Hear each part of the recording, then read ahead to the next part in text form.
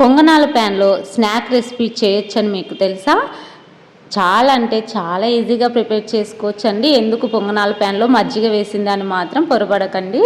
ఇది మీకు వీడియో చూసే వాళ్ళకు ఒక అట్రాక్టివ్గా ఉండడం కోసం అని చెప్పేసి మాత్రమే ఇలా తీసానండి. ముందుగానే చెప్తున్నానండి, బ్యాడ్ కామెంట్స్ అయితే పెట్టకండి. ఎందుకైతే పొంగనాల ప్యాన్లో ఇలా కూడా స్నాక్ రెసిపీస్ చేయొచ్చని మాత్రమే మీకు చూపించడం కోసం అని చెప్పేసి మాత్రమే ఇలా తీసానండి. ముందుగా అయితే ఒక కప్పు గోధుమ పిండిని అయితే తీసుకున్నానండి.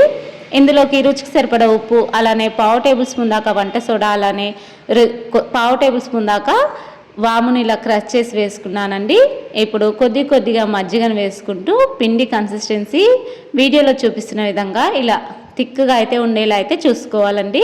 ఇలా పూర్తిగా కలిపి మూత పెట్టేసి నేను ఒక 20 నిమిషాల సేపు పక్కన ఉంచుకున్నానండి. ఇలా పక్కన ఉంచుకోవడం వల్ల పిండి మంచిగా నాని చాలా ఫ్లఫీగా అయితే వస్తాయండి మనం చేసే స్నాక్ రెసిపీ వచ్చేసి. ఒకవేళ ఇందులోకి మీరు 2 టేబుల్ స్పూన్ల వరకు వరిపిండి కూడా వేసుకోవచ్చండి ఇష్టం ఉన్న వాళ్ళు. నేనైతే ఇలా ప్లెయిన్గానే చేస్తున్నానండి. మళ్ళీ 20 నిమిషాల తర్వాత మళ్ళీ ఒకసారి మూత తీసి చక్కగా అంతా కలిసేలాగా ఒకసారి కలుపుకోవాలి. ఇలా కలుపుకున్న తర్వాత ఒక మీడియం సైజ్ ఆనియన్ని, అలానే ఒక 2 పచ్చిమిర్చి ముక్కల్ని సన్నగా కట్ చేసి వేసుకున్నానండి. ఈ ప్లేస్లో మీరు కరివేపాకు, కొత్తిమీర కూడా సన్నగా కట్ చేసి వేసుకోవచ్చు. ఇలా మళ్ళీ ఒకసారి చక్కగా కలిపిన తర్వాత పొంగనాల ప్యాన్ను స్టవ్ పైన పెట్టుకొని మంట హై టు మీడియం ఫ్లేమ్లో ఉంచుకొని బాగా హీట్ అయిన తర్వాత మంట సిమ్లో ఉంచుకొని ఇప్పుడు ఒక్కొక్క టేబుల్ స్పూన్ అంతా ఈ గుంతల్లో ఆయిల్ వేసుకోవాలి. ఇలా ఆయిల్ వేసుకున్న తర్వాత కొద్దిగా పిండిని పొంగనాలు ఏ విధంగా వేసుకుంటామో అచ్చంగా అదే విధంగా అయితే వేసుకోవాలండి. నార్మల్గా అయితే మనం బోండాలు లేదా బజ్జీలు అలా చేయాలంటే డీప్ ఫ్రై చేస్తాం కదండి, అలా కాకుండా ఇలా నేనైతే కొత్తగా పొంగనాల ప్యాన్లో అయితే ప్రిపేర్ చేస్తున్నాను, అంతేనండి. పొంగనాల ప్యాన్లో మజ్జిగ ఏం చేశారు, మజ్జిగని తర్వాత ఏం చేశారని మాత్రం క్వశ్చన్స్ అడగకండి.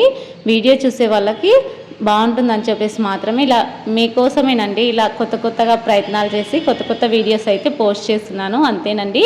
నా వీడియో చూసేవాళ్ళు ప్లీజ్ అండి వీడియోని చూసి మీకు వీడియో నచ్చినట్లయితేనే వీడియోకి ఒక లైక్ అయితే ఇవ్వండి ఫ్రెండ్స్. అదే చేత్తో పాయింట్ హైప్ చేసి పాయింట్స్ కూడా ఇవ్వండి.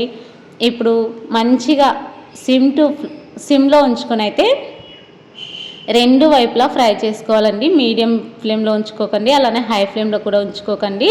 ఇలా సిమ్ ఫ్లేమ్లో ఉంచుకోవడం వల్ల లోపల వరకు గోధుమ పిండి కదండి, లోపల వరకు కూడా చక్కగా ఫ్రై అయిపోతుందండి.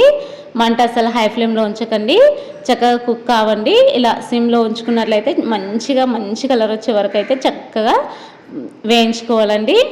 ఇలా 2 వైపులా కూడా వేగిపోయిన తర్వాత నేనైతే ఇంకొక వాయి కూడా ఇదే విధంగా అయితే వేసుకున్నానండి. ఫైనల్గా వచ్చేసి ఇంకా సర్వింగ్ ప్లేట్లోకి తీసుకోవడమేనండి. చాలా అంటే చాలా రుచికరంగా ఉంటాయండి, చూడడానికి కూడా చాలా అందంగా ఉన్నాయండి. చూస్తుంటేనే నోట్లో నీళ్ళు ఊరిపోతే అంత బాగుంటాయండి.